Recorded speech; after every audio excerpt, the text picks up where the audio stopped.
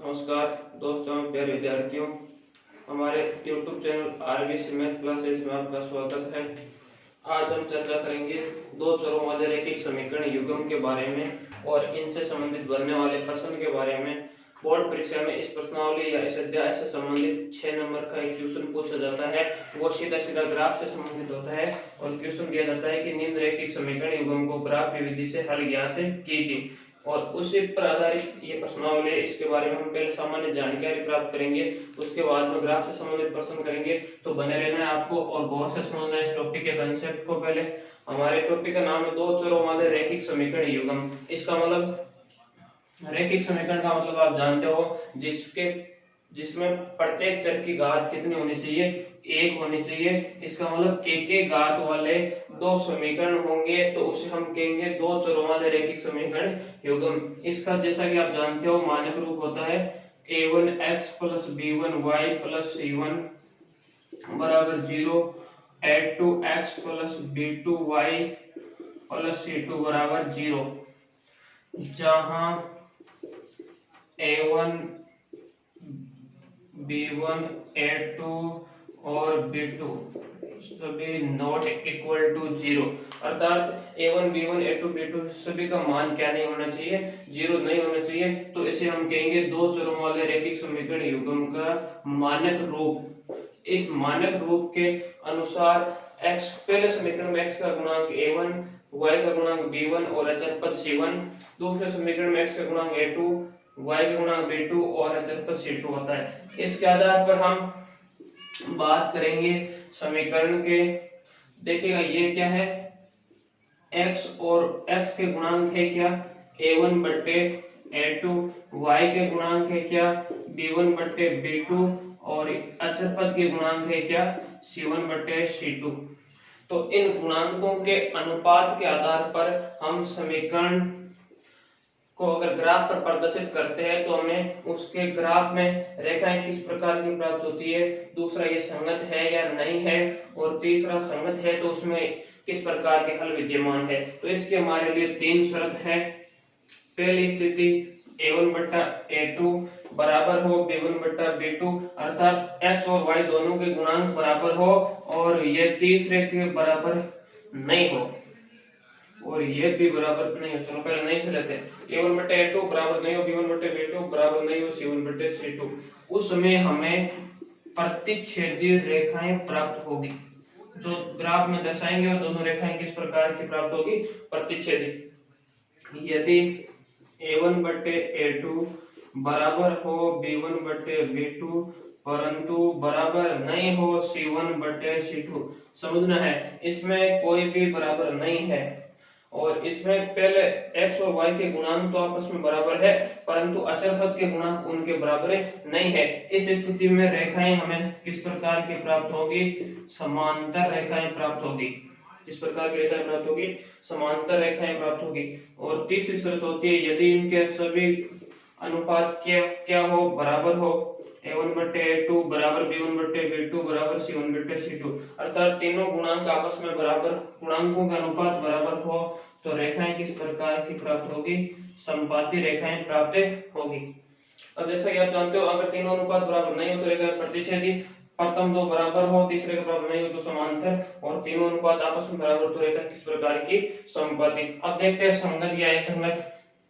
तो प्रतिच्छेदी रेखाएं प्राप्त होगी तब हमारा हल किस प्रकार का होगा, संगत। एक ध्यान रखना है समांतर रेखाओं में हल किस प्रकार का होता है, असंगत। और जब समपाती मिलती है तब भी क्या होता है, संगत। एक समांतर में असंगत और बाकी दोनों में क्या होता है, संगत। और इस संगत की विशेषता है कि ये रेखाएं एक के ऊपर दूसरी आश्रित होती है, इसलिए इसे हम आश्रित संगत कहते हैं। क्या कहते हैं, आश्रित संगत। और अब देखो संगत या संगत की बात हो गई, अब हम बात करते हैं हल के प्रकार की। हल का प्रकार अगर प्रतिच्छेदी रेखाएं हैं और तो हमें अद्वितीय हल मिलेगा। अद्वितीय का मतलब हमें कोई न कोई प्रकार का निश्चित हल प्राप्त होगा। और अगर रेखाएं समांतर है इसका मतलब वहां पर कोई हल नहीं होगा, याद रखना डायरेक्ट कोई हल नहीं, और इसका होगा अपरिमित रूप से अनेक हल, अपरिमित रूप से अनेक हल। एक बार रिपीट करते हैं, तीनों स्थिति डायरेक्ट याद रखना है। यदि तीनों का अनुपात बराबर नहीं हो तो रेखाएं प्रतिच्छेदी, संगत और हल अद्वितीय। प्रथम दो के अनुपात x और y के गुणांकों के अनुपात बराबर हो और अचर पद के गुणांक बराबर नहीं हो तब रेखाएं समांतर, असंगत और कोई हल नहीं। अगर तीनों के अनुपात बराबर हो तो रेखाएं समबाती, आश्रित, संगत और अपरिमित रूप से अनेक हल। एक बार आप इसका स्क्रीनशॉट ले लीजिए। चलो अब एक हम क्वेश्चन, छोटे से क्वेश्चन से शुरुआत करते हैं, उसके बाद हम अपने मेन टॉपिक की ओर बढ़ेंगे।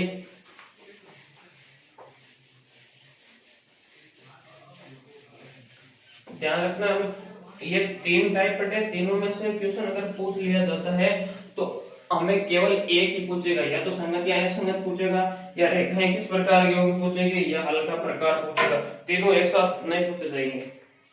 जैसे हम कोई क्वेश्चन लेते हैं, अनुपातों A1 बट्टे A2, B1 बट्टे B2 व C1 B2 C2 से निम्न रैखिक समीकरण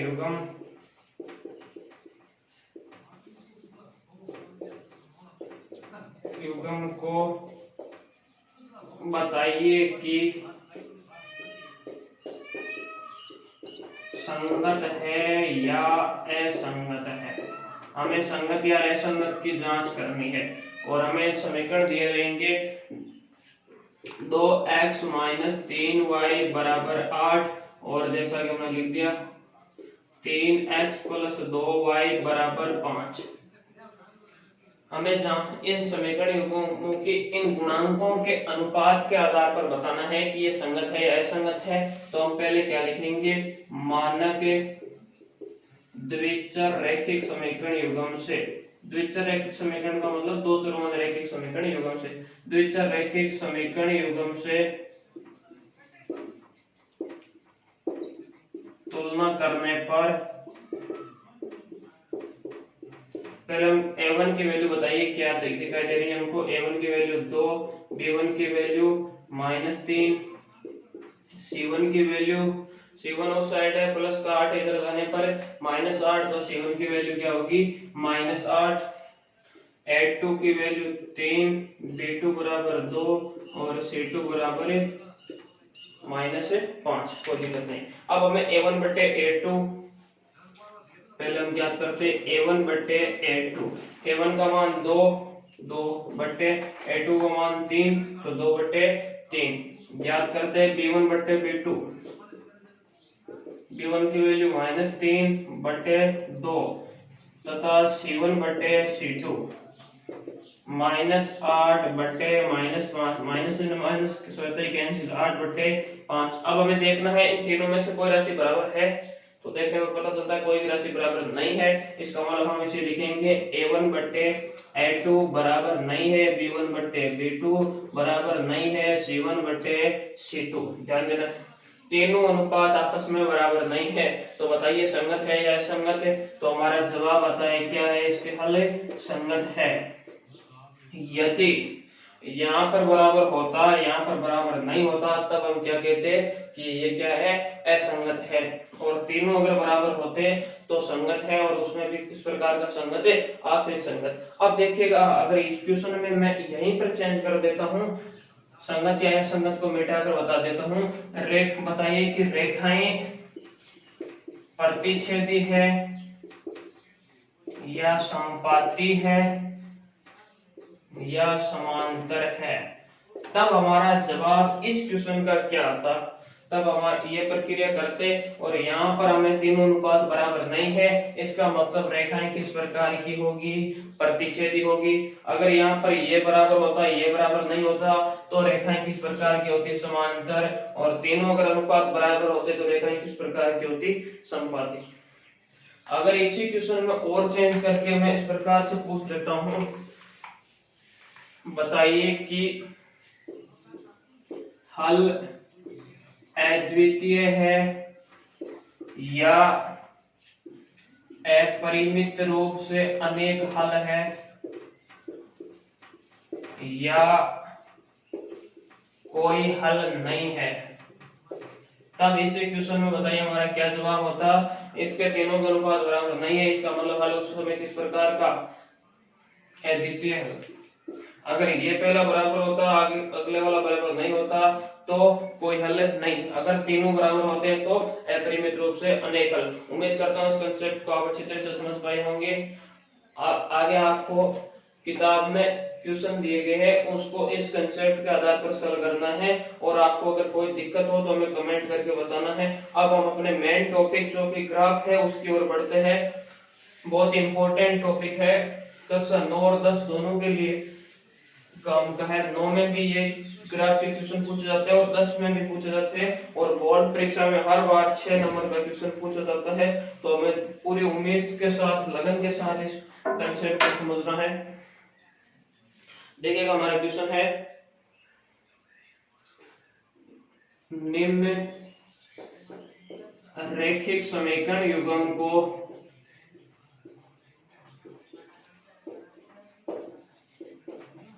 ग्राफीय विधि से हल कीजिए। ध्यान देना, ग्राफीय विधि कई बार शब्द नहीं लिखकर शब्द आलेखीय विधि भी आता है, कोई दिक्कत नहीं है। ग्राफीय आलेख एक ही चीज है, और हमें इसमें दो समीकरण दिए जाएंगे। तीन, जैसे हमने दे दिया 3x + 2y + 11 बराबर 0, और दूसरा समीकरण है 2x - 3y + 10 बराबर 0। अब इस प्रकार के क्वेश्चन को हमें करने के लिए क्या करना है, ध्यान से देखना है। पहले हमें पहला समीकरण लेना है, चलो ले लिया 3x + 2y + 11 बराबर 0, कोई दिक्कत नहीं। अब एक समीकरण लेने के बाद में हमें इस बात का ध्यान रखना है कि उसमें किसी भी एक चर के पद को एक साइड और बाकी दूसरे पदों को दूसरी साइड भेजना है। तो हमने ये दोनों है, और इनमें से भी हमें ध्यान रखना है जिसका गुणांक छोटा हो उसे एक साइड रखना है, बाकी उस साइड भेजना है, ताकि कैलकुलेशन आसान रहे। तो यहाँ पर गुणांक किसका छोटा है, y का, तो 2y इस साइड बराबर +3x है, उधर भेजेंगे तो क्या -3x, और +11 उधर भेजेंगे तो क्या -11, कोई दिक्कत नहीं है।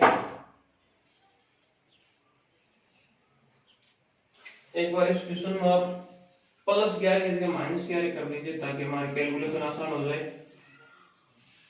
देखिएगा -11 उधर भेजने पर 11 किसके हो जाएंगे, प्लस के। अब हमें सिर्फ y को इस साइड रखना है, बाकी सभी को साइड भेजना है। तो y बराबर -3x + 11, दो गुणे में है, इधर आएंगे तो किसमें, बाजू में। अब देखिएगा हमें y के बराबर मिल गया। पहला समीकरण है, इसे हमें एक सारणी बनानी है, और सारणी बनाते समय हमें ध्यान रखना है किस प्रकार बनानी है। देखिएगा चर है x और y, तो यहाँ x और यहाँ y लिख दिया, कोई दिक्कत नहीं है। अब यहाँ पर दो दो बिंदु लेने हैं, तो दो दो कॉलम बना लीजिए।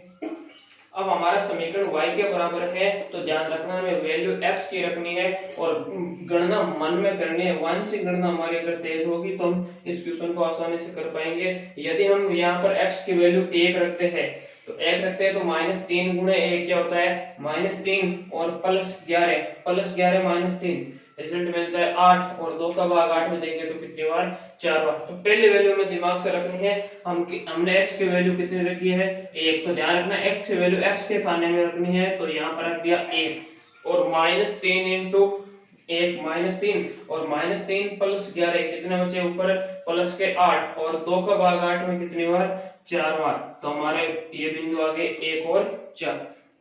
अब हमें ध्यान देना है कि पहली वैल्यू हमने जितनी रखी है उससे उतनी अधिक राशि रखनी है जितनी राशि बटे में हो। बटे में 2 है तो 1 से 2 अधिक कितने, 3, तो हमें डायरेक्ट 3 रखने हैं। तो 3 × 3 कितने, 9, 9 किसके, माइनस के, और प्लस के 11, +11 - 9 क्या बचेंगे, 2, ऊपर 2, नीचे बटे में भी 2, 2/2 रिजल्ट क्या आएगा, 1। तो बताइए हमने x की वैल्यू कितनी रखी, 3 रखने पर 3 × 3 9, -9 + 11 2/2, 2 का भाग 2 में कितनी बार, 1 बार। तो दूसरा हमें प्राप्त हो गया 3 और 1। उम्मीद करता हूँ इसी तरह हमें अगले समीकरण में यही कार्य करना है। तो हम दूसरा समीकरण लेंगे क्या, दूसरा समीकरण है 2x माइनस 3y प्लस 10 बराबर 0। अब हम क्या करेंगे, x को इधर से रखेंगे, बाकी को उधर भेजेंगे, तो माइनस 3y उधर पक्षांतर करने पर प्लस के 3y और प्लस 10 को उधर भेजने पर माइनस 10, इधर बचा क्या 2x है, हमें चाहिए x की वैल्यू, तो 3y माइनस 10 है, जैसे ही दो गुणे में इधर आ जाएंगे तो इसमें भाग में, और x बराबर 3y माइनस 10 बटे 2। अब इसी प्रकार हमें इसकी सारणी बनानी है, तो ये हो गई सारणी सेकंड।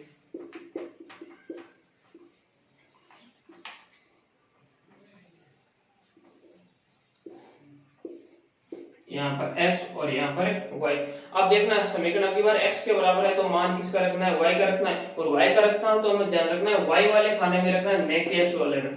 अब हम क्या करेंगे, y का वैल्यू पहले हमने सोच लिया, 2 रख दिया, 3 इंटू 2 कितने 6, 6 प्लस के 10 माइनस के कितने बचेंगे 4 माइनस के, और हमारा काम चल जाएगा। तो कितने रखेंगे बताइए, y की वैल्यू हमने कितने रखी है 2 रखिए, तो किस खाने में रखिए y वाले में, 3 इंटू 2 6, 6 प्लस के 10 माइनस के कितने बचेंगे माइनस के 4, और 2 का भाग माइनस 4 में कितनी बार माइनस है 2 बार। अब बताइए कितने अधिक रखेंगे, 2 अधिक, 2 से 2 अधिक कितना 4, तो y की वैल्यू हमने रख दी 4, 3 इंटू 4 कितने 12, 12 माइनस 10 कितने 2, 2 बटे 2, इसका मतलब वैल्यू कितनी 1। अब हमें ये दोनों प्रकार की सारणी बनाने के बाद में ग्राफ पेपर में से इनको अंकित करना है। तो ध्यान से देखना है, हम यहाँ पर ग्राफ बना रहे हैं, ये हमारे लिए x अक्ष है, ये y अक्ष है,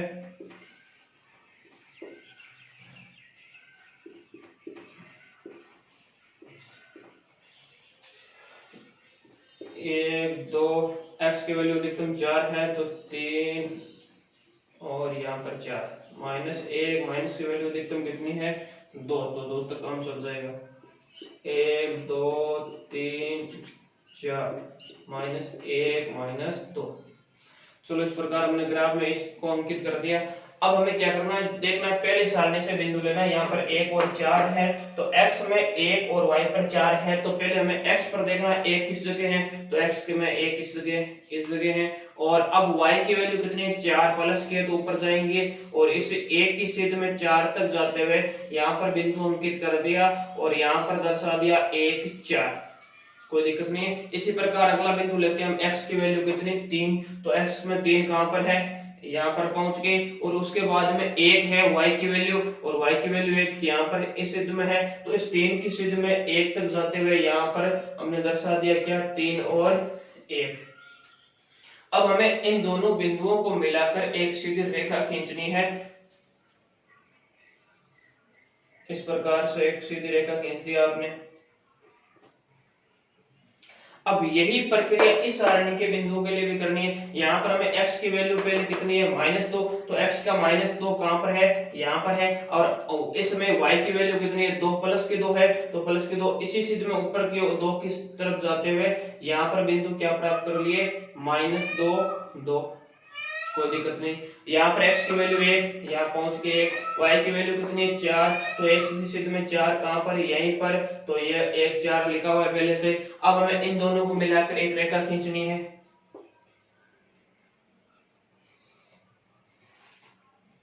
और इन रेखाओं को ऐसे बढ़ा दिया। अब याद रखना है यह किस रेखा किस समीकरण की थी, इस समीकरण की थी, इस समीकरण को इस रेखा के ऊपर लिख दीजिए, 3x + 2y - 11 बराबर 0, और ये रेखा इस समीकरण की है तो इसको लिख दिया 2x - 3y + 10 बराबर 0, समीकरण रेखा के ऊपर अंकित करना है। अब देखना है हमें ये दोनों रेखाएं किस प्रकार की नजर आ रही है, प्रतिच्छेदी रेखाएं नजर आ रही है, तो जो प्रतिच्छेदी रेखाएं होती है उनमें जो प्रतिच्छेद बिंदु होता है वही हमारे x और y की वैल्यू होती है। तो हम सीधा डायरेक्ट बताएंगे कि ग्राफ को प्रदर्शित करने से हमें दोनों सरलरेखाएं प्रतिच्छेद रेखाएं प्राप्त होती है, जिसके कारण हमारा अद्वितीय हल विद्यमान होगा। इतना लिखने की आवश्यकता नहीं। अब अगर प्रतिच्छेद रेखा है तो हमें सीधा स्पष्ट लिखना है, स्पष्टतः x बराबर और y बराबर, x बराबर वैल्यू वही होगी और y बराबर वैल्यू वही होगी जिन बिंदुओं पर ये प्रतिच्छेद करेगी। तो कौन से बिंदुओं पर प्रतिच्छेद कर रही है? 1 और 4 पर। 1 और 4 पर करेंगे तो x की वैल्यू 1 और y की वैल्यू कितनी? 4। तो हमारे लिए x बराबर 1 आंसर, y बराबर कितना आंसर आ गया? 4 आंसर आ गया। अब ग्राफ से संबंधित कोई भी प्रकार का प्रश्न हो तो पहले हमें उस ग्राफ को एक चर के बराबर रखना है, उसके बाद में सारणियां बनानी है, सारणी बनाकर उस सारणियों को ग्राफ पर प्रदर्शित करना है। सभी क्वेश्चन में इसी प्रकार के प्रश्न आएंगे, सभी का तरीका सेम रहेगा। एक बार चाहे तो आप इसका स्क्रीनशॉट ले लीजिए।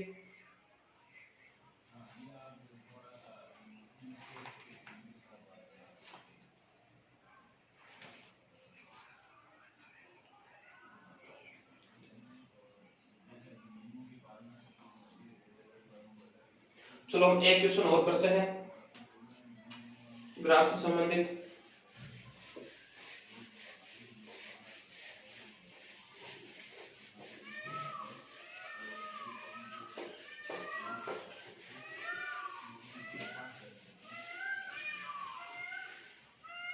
हमारा प्रश्न है 2x + 3y = 8। पहला समीकरण 2x + 3y = 8, दूसरा x - 2y = -3। इन समीकरणों को हमें ग्राफ पर प्रदर्शित करना है। तो पहले हम पहला समीकरण लेंगे, क्या है? 2x + 3y = 8 और वही तरीका इसे एक चर के बराबर रखेंगे और उसमें भी इस प्रकार रखेंगे जिसका गुणांक छोटा हो। तो x बराबर रखेंगे 2x = 8 है जैसे ही, प्लस 3y उधर पक्षांतर करने पर -3y और x के गुणे में राशि 2 है, इधर आएंगे तो x के गुणे वाली राशि भाग में कितने? 2। 8 - 3y / 2। अब हम इसे एक सारणी बनाएंगे।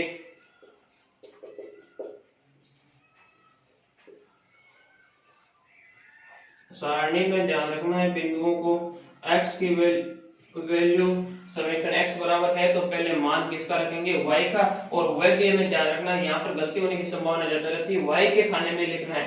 अब देखिएगा, हम उम्मीद करते हैं अगर एक बार मान लीजिए आप 1 ले रहे हो तो 3 × 1 कितना हुआ? 3। 8 में से 3 घटाने पर राशि कितनी बची? 5। 2 का भाग 5 में कितनी बार? 2.5 बार। तो राशि यहाँ पर दशमलव में आ रही। कोशिश करना अगर दशमलव में नहीं आए उस प्रकार के बिंदु लो। तो हम एक बार यहाँ पर 2 लेकर देखते हैं तो 3 × 2 कितने? 6 और 8 में से 6 घटाने पर कितने बचेंगे? 2 और 2 का भाग 2 में कितनी बार? 1 बार। तो हमारे दोनों राशि पूर्णांक में प्राप्त हो रही है, कितने लेने पर? 2 लेने पर। तो यहाँ पर y का मान अपने कितना रखा? 2। चलो y के खाने में लिख दिया 2। 3 × 2 कितना? 6। 8 में से 6 घटाने पर कितने बचे? 2 और 2 का भाग 2 में कितनी बार? 1 बार। तो बिंदु प्राप्त हो गए 1, 2।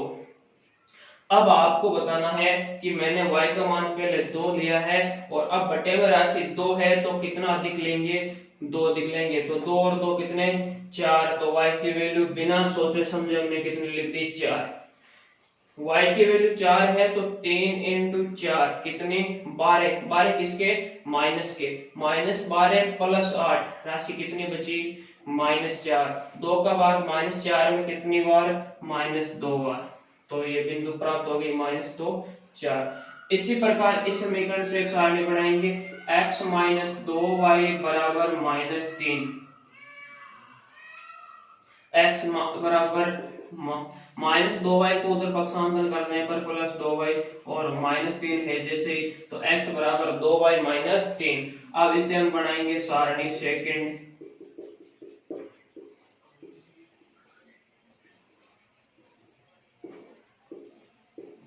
x y समीकरण x के बराबर है तो वैल्यू किसकी रखेंगे? y की। y का मान बताइए क्या रखे? चलो रख दिया 1। 2 × 1 कितना? 2। 2 प्लस के 3 माइनस के क्या बचेंगे? -1। अब अगली वैल्यू हमने रख दी 2। यहाँ पर अगर बट्टे की राशि नहीं हो तो आपको इतनी सोचने की आवश्यकता नहीं है, जैसे मान हो उसे एक एक बटा कर लिख दीजिए, आपकी वैल्यू प्राप्त हो जाएगी। 2 × 2 कितने? 4। 4 में से 3 घटाने पर कितने? 1। तो वैल्यू प्राप्त हो गई 1, 2। अब हमें ध्यान करना है अगर सारणी में कोई दो बिंदु सेम आ जाते हैं तो वे हमारे आंसर होते हैं। तो देखिए यहाँ पर 1, 2 और यहाँ पर भी 1, 2, इसका मतलब 1 और 2 ही हमारे आंसर होंगे। अब हमें इसे ग्राफ पर प्रदर्शित करना है, वही तरीका रहेगा जो अभी किया था।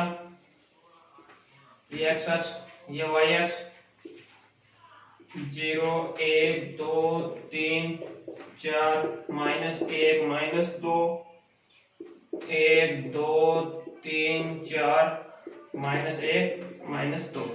देखिएगा पहले हम बिंदु क्या लेंगे, x पर 1 और y पर 2। x पर 1 यहाँ पहुंच गए और अब हमें देखना है y की वैल्यू प्लस है तो जाएंगे ऊपर, माइनस है तो जाएंगे नीचे। तो y की वैल्यू प्लस है और कितनी 2, तो 1 की सीध में 2 तक पहुंचते हुए यहाँ पर पहुंच गए और यहाँ पर लिख दिया क्या 1 2।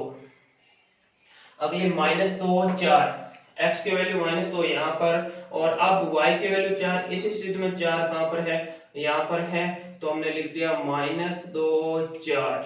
अब इन दोनों को मिलाते हुए एक सरल रेखा खींचनी है।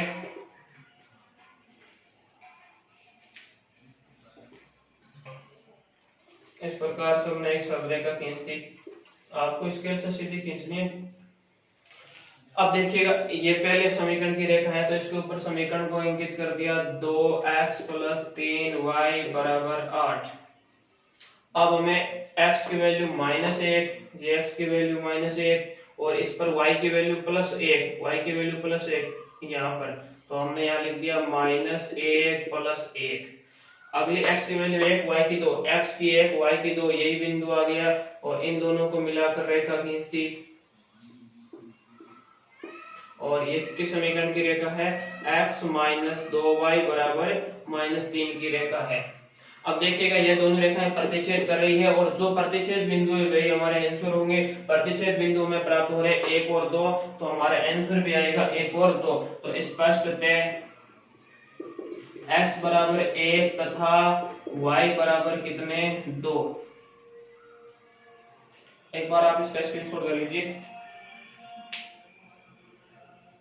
देखो ग्राफ से संबंधित हमें जो पहले टाइप का प्रकार है उस प्रकार से संबंधित हमने क्वेश्चन किए हैं। अगर आपको इस प्रकार के क्वेश्चनों में और कोई दिक्कत होती है तो आप कमेंट करके बताएंगे। अगर आपके कमेंट आएंगे तो उसके अनुसार हम अगले पार्ट में एक बार फिर इसी से संबंधित प्रश्न और लेकर आएंगे। अगर आपकी समस्या नहीं आती है तो हम अगले टाइप के क्वेश्चन अगले पार्ट में लेकर आएंगे। आज की सभा को करते हैं यही समाप्त। जय हिंद, जय भारत।